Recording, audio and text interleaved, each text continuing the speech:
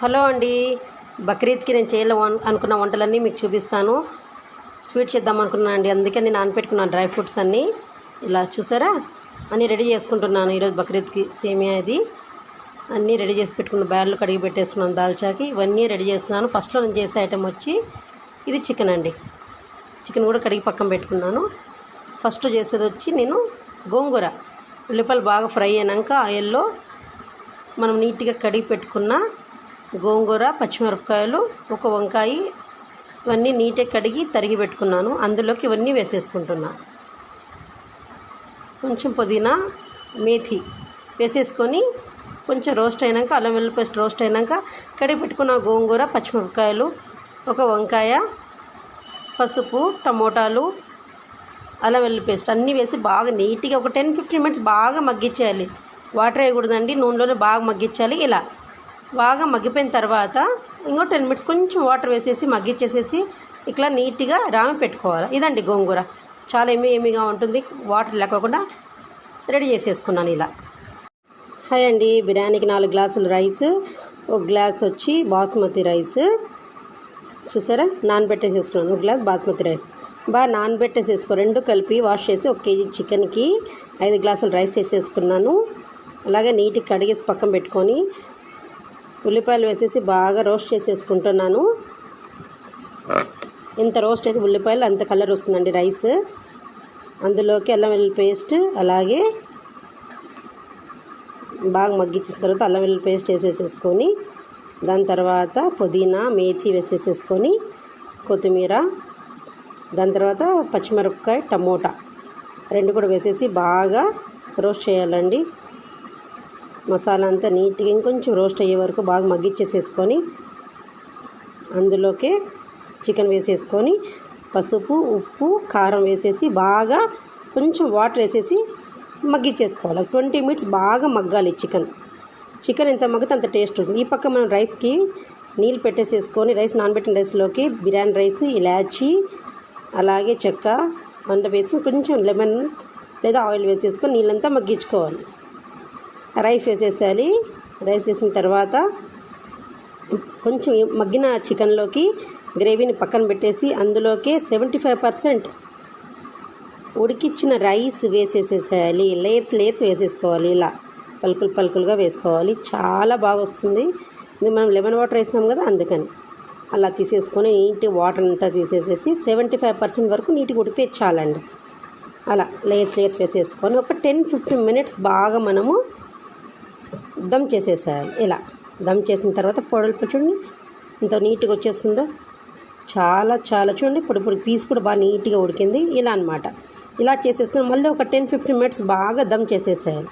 పైన ఘీ వేసేసుకొని లైట్గా మనకు కావాలంటే డ్రై ఫ్రూట్స్ కూడా వేసుకోవచ్చు. నీట్గా వేసేసుకొని 10 మినిట్స్ రెడీ చేసేసుకోవాలి. ఇదండి చికెన్ బిర్యానీ రెడీ. బిర్యానీ అయిపోయింది కదండి.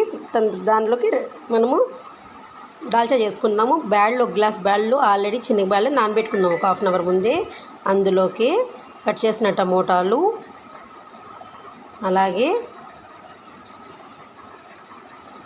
పచ్చిమిరపకాయ, వంకాయ వేసేసుకున్నాము. అలాగే పసుపు, ఉప్పు, అల్లం వెల్లుల్లి పేస్ట్, కారం వేసేసుకొని మూత పెట్టేసేసుకొని 5 విజిల్స్ వచ్చేలాగా ఉడికించుకుందాం. నానపెట్టిన చింతపండు వేసేసి రామకొని నీట్గా గొజ్జును తీసేసి దాంట్లో వేసేసి మిక్స్ చేసేసుకుందాం. 5 విజిల్ చేస్తే బాగా ఉడికిపోతుందండి. ఎలా రామేసేసుకొని చింతపండు గొజ్జు కూడా వేసేసుకొని బాగా మనము తిరువాత పెట్టేసేసుకుందాం. తిరువాతకి ఏమేం కావాలో చూద్దాం రండి. ఉల్లిపాయలు 2 స్పూన్స్ ఆయిల్ వేసి ఉల్లిపాయలు బాగా కొంచెం రోస్ట్గా మగ్గిచ్చేసేసుకోవాలా. అందులోకి జీలకర్ర, ఆవాలు కొంచెము రోస్ట్ అయినాక అందులోకి మనము చింతపండు గుజ్జు, రామిన దాల్చా మిక్స్ చేసింది వేసేసుకుని బాగా ఉడికిచ్చేసుకుందాం. ఒక 10 మినిట్స్ ఉడికిచ్చేసేసుకుంటే దాల్చా అనేది మనకి రెడీ అయిపోతుంది. దాల్చా ఇస్ రెడీ బిర్యానీలోకి. Thank you. చికెన్ కబాబ్ చేద్దాము రండి. నీట్గా కడిగి పెట్టిన చికెన్లో అందులోకి శనగపిండి, కార్న్‌ఫ్లోర్ పౌడర్ వేసేసి దాని తర్వాత అల్లం వెల్లుల్లి పేస్ట్, అలాగే ఒక ఉప్పు,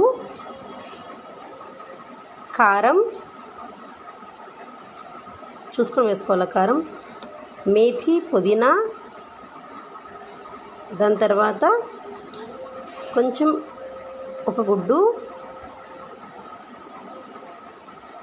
అందులోకి కొంచెం ఫుడ్ కలర్ వేసేసుకొని బాగా నీట్గా కలిపి ఒక 1 అవర్ నానబెట్టుకోవాలి.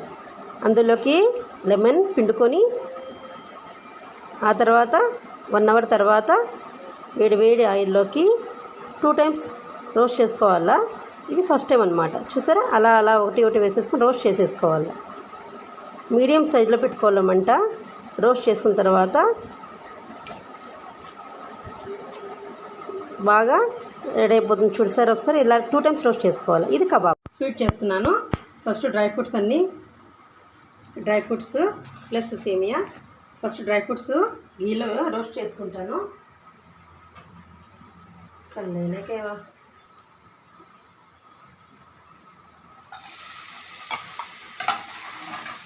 మొత్తము కర్బూజకాయ విత్తనాలు, అలాగే కాజు బాదం,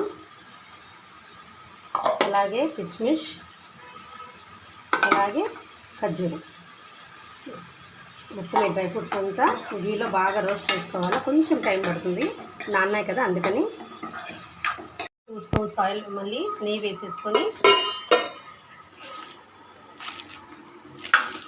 సేమియా కూడా అలాగే కొంచెం టైం పడుతుంది నిదానంగా. ఇంకా కాంటే నైస్గా తుంచుకోవచ్చు. కొంచెం ఫ్రై చేసుకుంటున్నాను. సేమియా మొత్తం నీట్గా రోస్ట్ చేసుకున్న తర్వాత ఇట్లా పాలలకు 1 లీటర్ పాలకు బాగా మరిగించేసేసుకొని ఒక 200 ml షుగర్ వేసేసుకుంటున్నాను. 200 గ్రామ్స్